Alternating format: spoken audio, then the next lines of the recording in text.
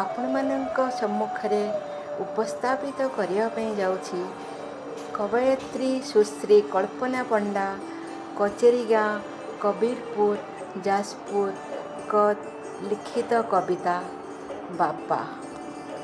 ତେବେ ଆସନ୍ତୁ ଆବୃତ୍ତି ମାଧ୍ୟମରେ ଶୁଣିବା କବିତା ବାପା। ସୂର୍ଯ୍ୟଠାରୁ ତପ୍ତ, ଚନ୍ଦ୍ରଠୁ ଶୀତଳ, ବାୟୁ ପାଣିର ସଂହତି, ଚଳନ୍ତି ଈଶ୍ୱର ଥିଲେ ବାପା ମୋର, କି ବର୍ଣ୍ଣିବି ତାଙ୍କ କୀର୍ତ୍ତି।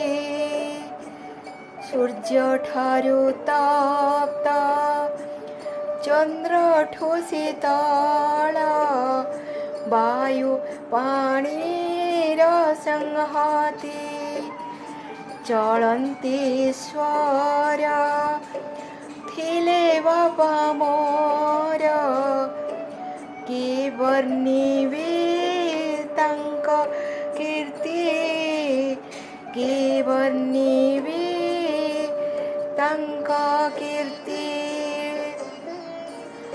ସୁଦୃଢ଼ ବଳୟ ମಧ್ಯେ ଥିଲି ମୁହିଁ, ତିଳେ ନଥିଲା ଭୀତି।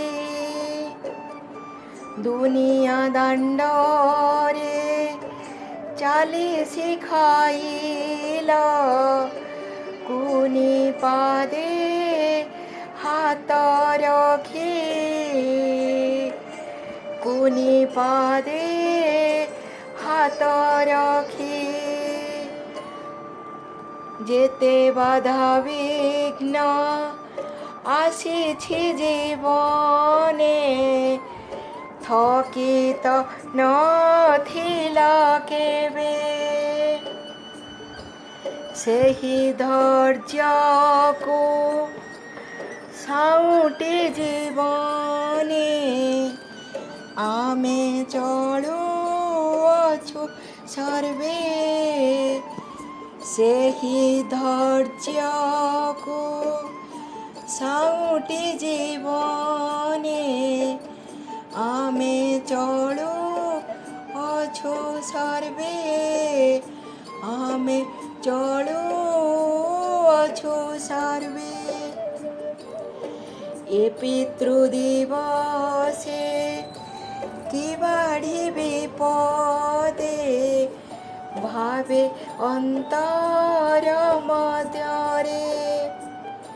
ଲୋତକାପ୍ଲୁତ ମୋ ଏ ଚକ୍ଷୁ ଯୁଗଳ, ଲୋତକେ ପଦ ପଖାଳେ।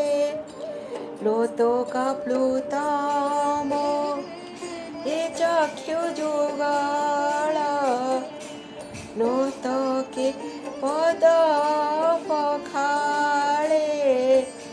ଲୋତକେ ପଦ ପଖାଳେ।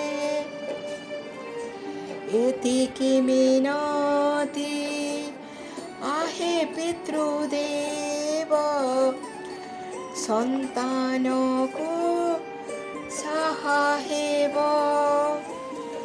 ପାଦ ଯେବେ ପଡ଼େ ଅମଡ଼ା ବାଟରେ, ଭଲ ବାଟ ଦେଖାଇବ।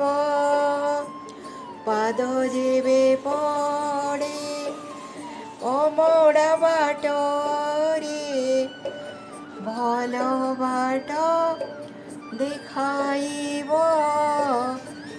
ଭଲ ବାଟ ଦେଖାଇବ।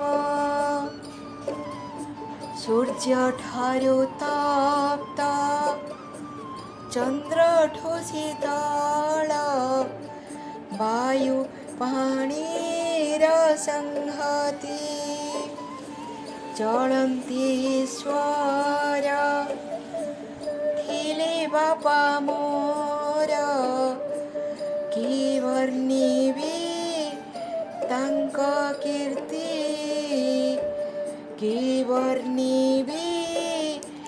तांक कीर्ति के वर्णिबे तांक कीर्ति। धन्यवाद। नमस्कार।